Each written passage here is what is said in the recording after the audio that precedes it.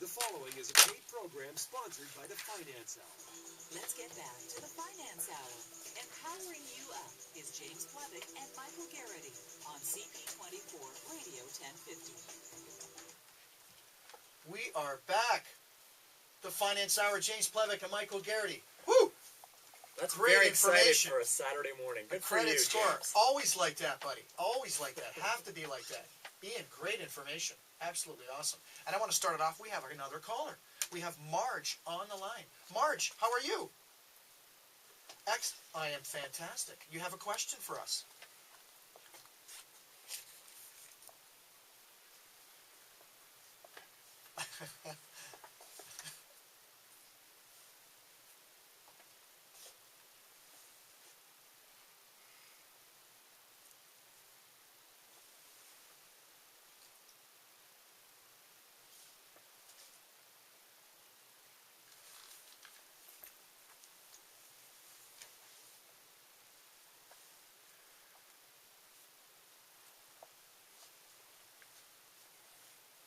Is it a couple questions that I want to ask just to clarify? Is that interest when you switch from your mortgage to your line of credit, is it lower? Is that payment that you have, is it like about 3% of the balance on your line of credit? In other words, let's say it was $100,000. You can just do the math in your head. Your payment would be about on $100,000 would be $3,000 a month.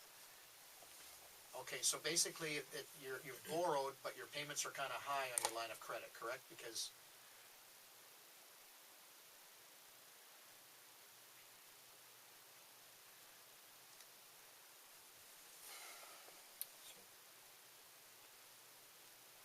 Feeling the pinch. yes, yes. And interest rates are on their way up a little bit. Yeah, so again, none of us here are certified financial advisors, so we want to be very careful about offering financial advice, and we do encourage you to speak to somebody in the the financial advisory licensed person as a financial advisor. So I do want to sort of caveat what I'm going to say with that recommendation. That said, I think the logic around, I do something very similar in our own household, and I do it, I'll tell you why I do it. We do it because it's a way to make your payments, your interest payments, deductible for tax purposes. So if you are borrowing money to invest, then your interest rate is tax deductible versus if you just have a mortgage, and mortgages, the interest rate that you pay on your mortgages isn't tax deductible. So this mechanism where you essentially use a line of credit, pay off your mortgage, and then essentially have your line of credit be the thing that you service on a monthly basis. Provided that your interest rate on your line of credit isn't substantially higher than your interest rate that you are paying on your mortgage, it can be a tax benefit for you. The risk, though, and I think this is sort of important to understand, the risk is that unlike a mortgage, where if a mortgage is a fixed rate over a set period of time, you know and you can feel confident that your rate will stay the same and your payment will stay the same over that same time period. If you're in a line of credit, it is a floating rate. So if rates start to go up, then your interest payment on a monthly basis will go up as well. Yes. And that's the one risk of that strategy that I know. And I'd like to add just one other thing to that. Great points, Michael, is that if you're budgeting, and almost with the general mass out there is what we find, is when you're budgeting on a line of credit, the problem is in these days, these lines of credit that the banks are doing, in my opinion, again, it's just an opinion, it's well documented throughout the U.S. with their economic situation, is that with lines of credit, people are, and you said you're paying about a 3% balance, so your payment is quite high, because that's the normal payment request for a pay down option on a line of credit. Otherwise, it's interest only. And the problem with people these days, when they lock themselves into these variable rate lines of credit and it's interest only, they really don't pay down their mortgage. Right. And with and it sounds great from a banking point of view. If I'm the bank, one of the big six, and I've got someone locked into an interest only line of credit, odds are these people are not going to pay that down. They're going to pay the minimum payment. They're going to take that $1,000 less that they don't have to pay every month. They're going to now put that towards some kind of a vacation. They're going to put it towards updating their home, whatever they possibly have. And you might be in this situation where, yes, you can make that payment, but now if you start going into a line of credit mode where it's interest only, you really have to force yourself to make that extra payments to pay down your mortgage. So in many cases, it's more advisable to have a fixed portion of your mortgage so that you have a payout in the end. Whether it's 25 years or 10 years or 15 years, whatever you lock yourself in, at least you're paying down your mortgage. You know you are. And that's what I find the real bad problem with lines of credit is people have no control, and they just let it go. So hopefully you have some control where you won't let it go and pay that extra onto that line of credit to pay it down. In your case, you've got some investment money that's coming. Hopefully that'll come together where it's actually paying for itself, and you're paying down your mortgage with that investment money, which is terrific. Great concept, but it's very hard to keep, and most people don't have the capacity to be able to do that on a routine basis. And so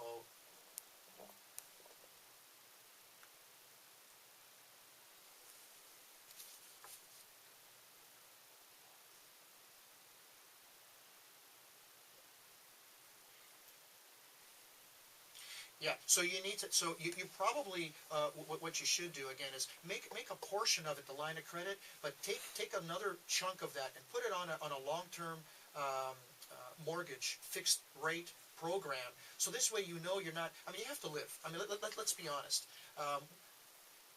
Yeah, we all want to have nice things in our lives, but we still have to live.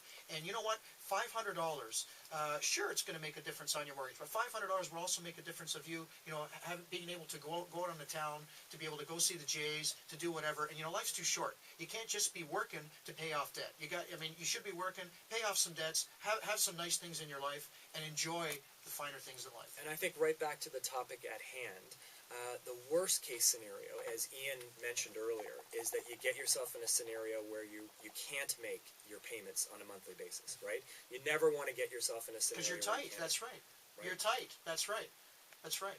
Great call. Marge, hopefully we've helped you a little bit. Excellent. Very welcome. Thank you for the call. You too. So there you go. And when you're looking at collections, we talked about that. I mean, she's in a situation where they're making her payments, but what if now they can't, and something happens? This happens to people all over the place because there's collection companies popping up left, right, and center in this day and age, consolidating debt and all that stuff. When you're looking at a report and you see a collection, whether it's $50 or $5,000, what's the impact? How does that affect the decisioning process and the underwriting for you to approve that client? That's a great question. Once someone goes into collections, it's obviously a clear signal in your inability to pay back debt. So that is going to track with you for a while. But let's be honest with everybody out there. And you mentioned that there's a lot of collection agencies out there. If you're out there listening and you're in a collection right now, you're not alone. There's a tremendous amount of people in the same boat. It's more about how do you mitigate that damage and stop it so you can take actions to make sure that you make the best of what's becoming a bad or worse situation. The absolute worst in collections is when you go through various stages of collections and you absolutely don't pay the money back and it gets basically written off by the banks. But that'll stay with you for a long time, and that will very negatively impact your ability to borrow in the future. How long does that stay on the bureau? I believe it's 7 years, but 7 I years. shouldn't be quoted on that. Yeah. Kind of knew that, but that's a long time. Yeah, it tracks with you bankruptcy stays with you for 7 years. Your payment history stays with you for a long time. Yes. So, go ahead. No, go ahead, Michael. I was actually just going to chime in, Ian. It kind of Chime in? I was going to chime in. Are you mocking? Are you mocking? Oh, Saturday morning. There's mockage in the morning. Okay, lots of mockage. So it brings back this question of the accuracy of the bureau report, right? So again, most people don't know what's in their bureau report, and yet this bureau report and the score that is derived from it is the single most important metric that's used to assess credit and to the price of what someone's credit would be. What should someone do to make sure that they are proactively managing what is said about them in their bureau? And if they do see something that is an inaccurate report, something that's haunting their bureau, that is inaccurate, what should they do about it, Ian? Really good point. So first of all, reach out there and get your credit report from either TransUnion or Equifax. And you probably download this information as well if you get it off their website. And That's you all can it is. check for the accurate address. So make sure your address is correct on the file, because that'll make lenders easy. It becomes easier for lenders to match you to your correct address, obviously. And I'm sure you guys will cover this topic in the future, but identity takeover is a whole nother topic where you want to be very cognizant of your credit report, because you want to make sure it's your information there, not somebody trying to get that information. But as I said, another topic for you guys. Accurate credit history. So while it's rare, mistakes can be made and they can be on there. An institution could have reported something incorrectly. You may have paid something, it's not showing up as paid. So it's really, really important to download that information, review it line by line, and make sure every piece of information that's on that credit report is accurate. If I could maybe just interject, some of the things about a credit report are some basic things. I mean, there's an I, an O, and an R. And just for people listening, when you pull that bureau and you're looking at it, an I means an installment loan. That means there's like an automatic withdrawal. Such things like a car loan, right, would be on that. Yeah. Any other loan where there's pretty much a withdrawal. So you've given a void check and there's a withdrawal coming out. Though that would be an I. An R would be something like that you're heavily involved in. Correct. Correct, Ian? Yeah, and an R1 is absolutely you pay your bills on time all the time. And Those are credit card bills, revolving, meaning Revolving, there's yeah. always credit there. You pay $500, you get another $500 next month. It just kind of keeps on going. Yeah, if you're rated an R1, it means you're best in class, and it goes down from there. Excellent.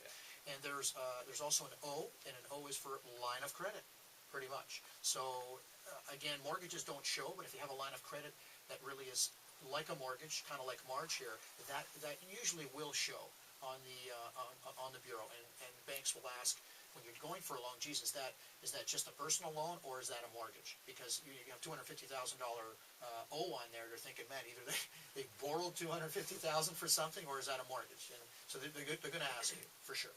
And so I don't appear to be soliciting for TransUnion or Equifax. You can get the credit report for free. It's the credit score that you're going to end up paying for. But the important part of the credit report is the last point I wanted to make was just on fraud detection, to make sure that information is your information and not somebody potentially using it for what you did not intend. Well, we have an incident right now where we have a couple that's looking to get a home improvement loan through one of our partners, and they have a legal battle right now because there's an issue on their bureau, and they had to take it to their lawyers so that it would actually be taken off because it's not theirs. Yeah, so this is a great question, for folks out there. And it's negative. Right. So if you see an inaccuracy on your credit score, or an inaccuracy in your bureau information, what do you do about it? So maybe before we get into that, do we need to take another break and then come right back to it? Yeah, we need to take another break. So when we come back,